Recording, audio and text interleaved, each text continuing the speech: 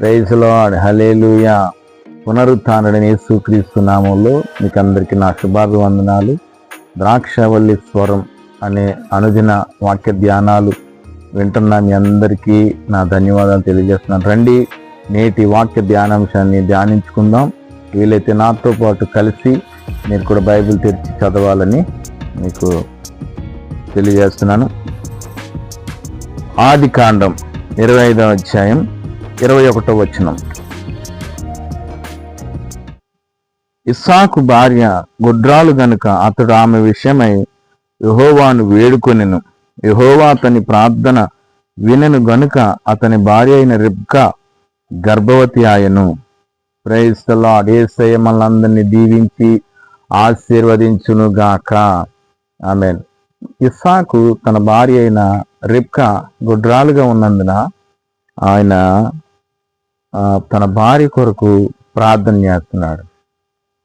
నేటి దినాల్లో మన ఇస్సాకులను చూసినట్లయితే పిల్లలు పుట్టడం ఆలస్యమైతే తల్లిదండ్రులు ఎందుకు వచ్చింది ఈ గొడ్రాలతో, మనకు సంతానం ఉండదు, వేరొక అమ్మాయిని వివాహం చేసుకో, ఈమెను వదిలిపెట్టేమని చెప్పేవారు అక్కడక్కడ ఉంటారు. అందరూ ఉండరండి, అక్కడక్కడ ఉంటారు. కానీ ఈ ఇస్సాకుని మనం చూస్తే భక్తుడు తన భార్య గొడ్రాలుగా ఉన్నదని తెలిసి దేవుని సన్నిధిలో ప్రార్థించినట్లుగా మనం చూస్తున్నాం. అతని ప్రార్థన అంగీకరించి వినిన దేవుడు ఇస్సాకుకి ఆ ప్రార్థన విని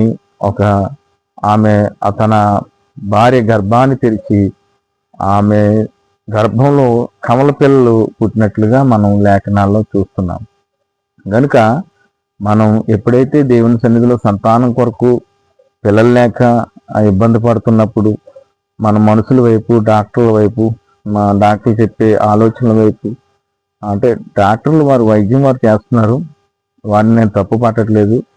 మన దేవుడు డాక్టర్లు మించిన పరమ డాక్టర్లు, వైద్యులు మించిన పరమ వైద్యుడు కనుక అసాధ్యమైనవి సాధ్యం చేసే దేవుడు మన ప్రభువైన యేసుక్రీస్తు.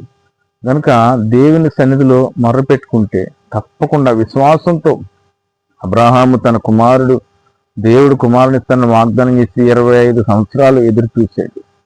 మన జీవితంలో అంతకాలం కాకపోవచ్చు, కానీ విశ్వాసంతో మనం గోజాడి దేవుని సన్నిధిలో మొర్రపెట్టుకున్నప్పుడు తప్పకుండా పరిస్థితుల వైపు, ప్రతికూలతల వైపు, వ్యతిరేకతల వైపు చూడకుండా దేవుని వైపు చూసి విశ్వాసం, నమ్మకంతో దేవుడికి సమస్తము సాధ్యమే, నా జీవితంలో దేవుడు ఏదైనా చేస్తారు, నాకు కుమారుని ఇస్తాడు, లేకపోతే కుమార్తెని ఇస్తాడు, మనం ఏం కావాలన్నా ఇస్సాకు ఖచ్చితంగా మరి బిడ్డను అడిగినట్లుగా.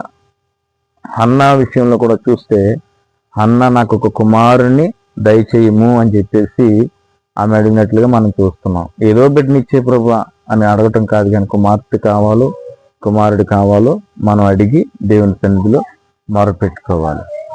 నా దైనందిన విశ్వాస భక్తి జీవితంలో నాకు ఒక కుమార్తె ఇప్పుడు 15 సంవత్సరాలు, 9th క్లాస్ చదువుతుంది, 10th క్లాస్ స్టార్ట్ అయింది. ఇప్పుడు నాకు కుమారుడు కావాలి అని నేను ప్రార్థన చేసుకున్నాను. నాకు బామ్మద్దులు కానీ మామగారు కానీ లేరు, అత్తయ్య, వీళ్ళిద్దరూ అక్క చెల్లెలు, తోడలు. నా పాస్టమ్మ గారికి మేనమామ చిన్నాన్నలు ఉన్నారు, కానీ అన్నదమ్ములు లేనందున ఈ ఒక్క పాపతోటి సరిపోతుంది, మనం చదివించుకుని ఆమెను మనము భవిష్యత్తు తీర్చిదిద్దే సరిపోతుంది అన్నారు. అంటే సేవా అనుభవాల్లో కొంచెం కష్టాలు, ఒడిదుడుకులు ప్రారంభంలో ఉంటాయి కనుక ఆమె అలాగన్నది. ఏదేమైనా నేనైతే ఆడపిల్ల ఎప్పటికైనా వివాహం చేసుకుని అత్తవారింటికి వెళ్ళిపోతుంది, మరి నాకు కుమారుడు ఉంటే నాతో పాటు నాకు సహకారిగా ఇంటి దగ్గర ఉంటాడు కదా అని నేను విశ్వాసంతో పాప పుట్టినప్పటి నుంచి ఇంచుమించు 15 సంవత్సరాలు నాకు ప్రార్థన చేస్తూనే ఉన్నాను. ఎందుకంటే మా అత్తగారు బాగా శుభ్రం ఎక్కువ, అందుకని ఆమె గర్భవతి అయితే ఆవిడ చూడగలుగుతుందో లేదో అని చెప్పేసి ఆవిడకున్న పరిస్థితులను బట్టి మా పాస్టర్ గారు ఇంకొద్దండి, ఒక పాప సరిపోతుంది. నేనైతే విశ్వాసంతో పట్టు వేడకుండా దేవుడిని అడుగుతూనే ఉన్నాను. నేను 15 సంవత్సరాలు ప్రార్థన చేశాను విశ్వాసంతో, నాకు తప్పకుండా దేవుడు కుమారుని ఇస్తాడని. పాస్టర్ గారు తెలివిగా గర్భవతి అయ్యాక ఏం చేశారంటే, నా పోలికల్లోని పుట్టాల ప్రభు అని ప్రార్థన చేసుకుందంట. హల్లెలూయా. ఆ కుమారుడు తల్లి పోలికల్లో, పెద్దమ్మ పోలికలు, అమ్మమ్మ పోలికల్లో పుట్టాడు. ఏదేమైనా దేవుడు నాకు కుమారుని ఇచ్చాడు. నేను కుమారుని ఇమ్మని అడిగాను, కానీ నా పోలికల్లోనే, నా ముక్కే నాలాగే ఉండాలని నేను అడగలేదు. ఆవిడైతే అలా అడిగింది. ఏదేమైనా ఖచ్చితంగా కుమారుడు కావాలన్నా, కుమార్తె కావాలన్నా నీకే నీ పోలికల్లోనో, నీ భర్త పోలికల్లోనో పుట్టాలి, లేకపోతే అమ్మమ్మ తాతయ్య పోలికల్లో పుట్టాలి, నానమ్మ తాతయ్య పోలికల్లో పుట్టాలి. నీ కోరికను బట్టి దేవుడు ఖచ్చితంగా అలా చేస్తాడు. మనం అడగాలి, అడిగిన దాన్ని కూడా స్పష్టంగా అడగాలి. కనుక హన్నా జీవితంలో ఎన్నో సూటిపోటి మాటలు, ఎన్నో కష్టాలు. ఈ రోజున బయటికి వృద్ధాలుగా ఉన్నవారు, పిల్లలు లేని వారు, సంతానం కలిగిన వారు ఏ శుభకార్యాలకు వెళ్ళాలన్నా, ఏ ఫంక్షన్కి వెళ్ళాలన్నా ఎన్నో బాధలు, మాటలు పడలేక మానసికంగా కృంగిపోయేవారు ఎంతోమంది ఉన్నారు. ప్రియ సహోదరుడా, ప్రియ సహోదరి, నీవు కృంగిపోవాల్సిన అవసరం లేదు, బాధపడవలసిన అవసరం లేదు. నీ మొర ఆలకించే దేవుడు ఉన్నారు. నీ కష్టాన్ని తొలగించి, నీ అవమానాన్ని ఎందని తొలగించి నీకు కుమారుని కుమార్తెనిచ్చే దేవుడు యేసయ్య ఉన్నారు. కనుక ఆలస్యమైందని అవిశ్వాసం వద్దు, దేవుడి మీద సనుకోవద్దు. కానీ అబ్రహాముకి కుమారుని ఇచ్చిన దేవుడు, నా వ్యక్తిగత జీవితంలో నేను ప్రార్థన చేస్తే నాకు కుమారుని ఇచ్చి దేవుడు సంతోషాన్ని ఇచ్చాడు. హల్లెలూయా. ఇచ్చిన కుమారుని కుమార్తెని దేవుని కొరకు పెంచాలి. మనకి ఇచ్చిన సంతానాన్ని ప్రభు కొరకే మనం పెంచాలి. హన్నా అలా తీర్మానం తీసుకుంది, ఏమని? నాకు కుమారుని ఇస్తే నీ కోసమే పెంచుతాను అని. పుట్టిన పిల్లలు ఎలా పెరుగుతారు? వారి ఇష్టం అండి, మన మాట వింటారు ఏంటన్నాను. లేదు, దైవ చిత్తానుసారంగా పెంచుతానని తీర్మానం తీసుకున్న ఆ దిశగానే పెంచింది. అలాగే మన పిల్లలకి చిన్నప్పటి నుంచి అలా చెప్పాలి. నా కుమార్తె నాతో పాటు ప్రార్థనలో ఎక్కువపిస్తూ తెల్లవారుజాము 4 గంటలు లేచి మరి భక్తిలో ఉంటుంది. కనుక పిల్లల్ని దైవికంగా మనం పెంచుకోవాలి. సంతానం లేని వారికి సంతానాన్ని ఇచ్చే దేవుడు.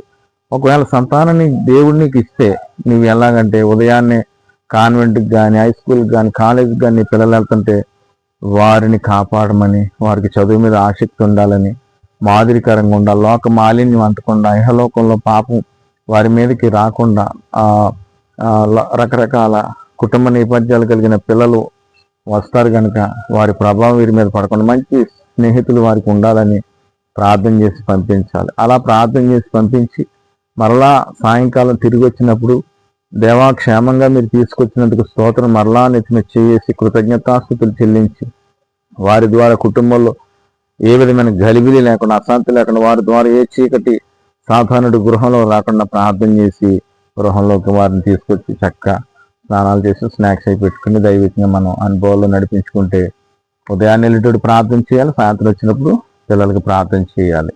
హల్లెలూయా. కనుక హన్నా తనకి కుమారుని అడిగినప్పుడు దేవుడు తప్పకుండా ఆమెకు కుమారుణ్ణి ఇచ్చి దేవుడు సంతోషాన్ని అనుగ్రహించాడు. ఆ నిందలకి, అవమానాలకి దేవుని సన్నిధిలోకి వచ్చి ఎంతగానో దుఃఖపడుతుంటే దైవజనుడు వచ్చి చూసి, ఏలి ఆమె మత్తురాలుగా ఉందనుకుని త్రాగొచ్చేవా అని చెప్పేసి అన్నాడు. అంటే ఆ రోజుల్లో త్రాగి కూడా మందిరాలకు వచ్చేవారేమో అక్కడ ఉన్న పరిస్థితులను బట్టి. ఆమె అయితే నేను ఎలా కనపడుతున్నాను, నీ కంటికి త్రాగిన దానిలో కనపడ్డానా అని చెప్పేసి అనకుండా, దైవజనుడా నాకున్న అత్యంత కోపకారణాన్ని బట్టి, బాధను బట్టి, మనోదుఖాన్ని బట్టి నేను కన్నీరు విడుస్తున్నాను తప్ప నేను పనికి మాలిన దానిగా నన్ను అశుద్ధాన్ని తగ్గించుకుని దేవుని సేవకుని దగ్గర అన్న తప్ప నన్ను అంత మాట అంటావని సేవకుని మీద వ్యతిరేకం చేయలేదు. అప్పుడు ఏలి ప్రవక్త సమూయేలు మొదటి గ్రంథం 9:18 ఉంటుంది. 18లో చూద్దాం. మరి ఇది చాలా పెద్ద రిఫరెన్స్ కనుక 18 బాగానే. ఆమె అతనితో, నీ సేవకురాలనైన నేను నీ దృష్టికి కృపనందుదును గాక. నేను తరువాత ఆ స్త్రీ తన దారిని వెళ్ళిపోయి భోజనం చేసి నాట నుండి దుఃఖముఖిగా నుండుట మానెను. Praise the Lord. ఆ మాటను విశ్వాసంతో తీసుకుంది. ఇశ్రాయేలు దేవుడు నీ మనవిని అంగీకరించడం, ఆలకించదు, మరలా వచ్చేసరికి నీకు కుమారుని ఇస్తాడు అన్నప్పుడు ఆ నాట నుండి దుఃఖముఖిగా ఉండటం, ఆ నిందల్ని, ఆ సూటిపోటి మాటలని, శుభకార్యాలకు వెళ్ళినప్పుడు బంధువులు అనే మాటలను ఏ మాత్రం పట్టించుకోకుండా సంతోషంగా శుభ్రంగా తిన్నది, ప్రార్థన చేసుకుంది, దుఃఖపడకుండా, నిందను బట్టి కృంగిపోకుండా దేవుని స్తుతించింది. చక్కని కుమారుని ఇస్తే ఆ కుమారుని ప్రభు కొరకు పెంచింది. కనుక నా జీవితంలో కూడా దేవుడు నేను కుమారుడు కావాలని నేను ఎంతగానో ప్రార్థన చేశాను. 15 సంవత్సరాలు ప్రార్థన చేశాను మానకుండా విశ్వాసంతో. కుమార్తె మరి వివాహం చేసుకుని ఎప్పటికైనా మరి వెళ్ళిపోతారు కనుక కుమారుడైనా కుమార్తె అయినా ఒకటే నాకు.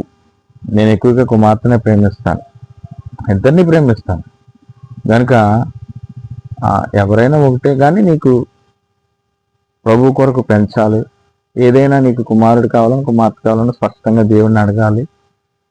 ఇచ్చిన బహుమానాన్ని స్వాస్థ్యాన్ని దేవుడి కొరకు పెంచాలి.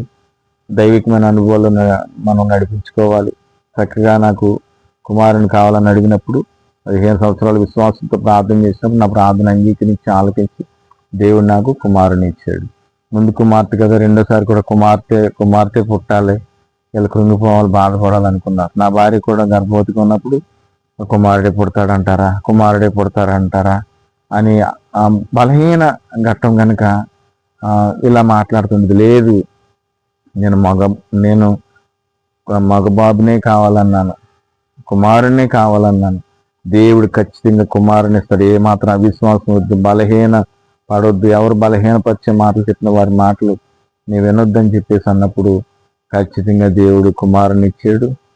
ఎన్నో ఒడిదుడుకులు, కరోనా టైంలో సాతానుడు గలిబిల్లు తీసుకురావాలని చూశాడు, కానీ సమాధానకరమైన పరిస్థితులు గుండా దేవుడు తీసుకెళ్ళి చక్కని సంతోషాన్ని, ఆనందాన్ని దేవుడిచ్చి బంధువుల మధ్యలో, ప్రాంత ప్రజల మధ్యలో గొప్ప ఆనందాన్ని, సంతోషాన్ని దేవుడిచ్చి వారు ఆశ్చర్యపడేటట్లుగా దేవుడు గొప్ప కార్యాన్ని చేశాడు నా జీవితంలో.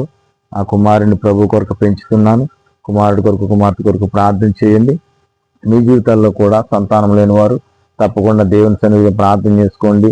ఇస్సాకు మొర ఆలకించి గొడ్రాలుగున్న రిబ్కా గర్భాన్ని తెరిచిన దేవుడు, హన్నా మొరను ఆలకించి తన గర్భాన్ని తెరిచిన దేవుడు మీ గర్భాలను కూడా తెరిచి చక్కని అవయవాలు కలిగిన చక్కని బిడ్డనిచ్చి మిమ్మల్ని సంతృప్తిపరిచి, సంతోషపరిచి, దీవించి, ఆశీర్వదించును గాక.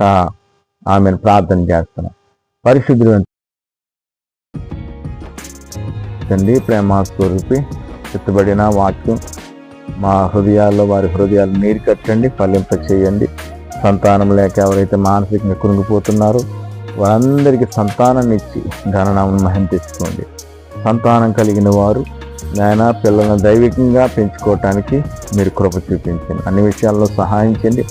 విశ్వాసానికి విరోధంగా క్రియ చేస్తున్న ప్రతి దురాత్మ యేసుక్రీస్తు బయటకు కృప కలుగును గాక.